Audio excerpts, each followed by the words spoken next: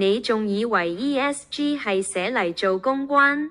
咁你就大錯特錯啦！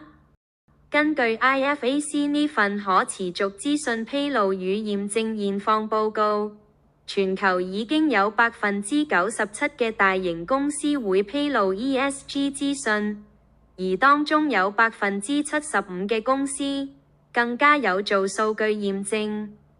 呢個數字反映咗咩？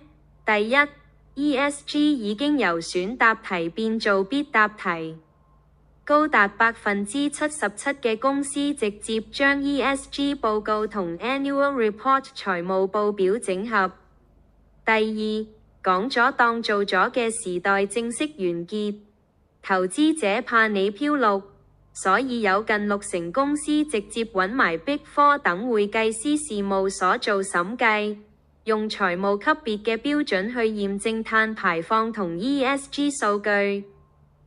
而且有1/3嘅公司已經採用或者準備接軌 ISSB 國際新標準。全球 ESG 數據標準化已經係不可逆轉嘅大勢所趨。你公司開始做 ESG未？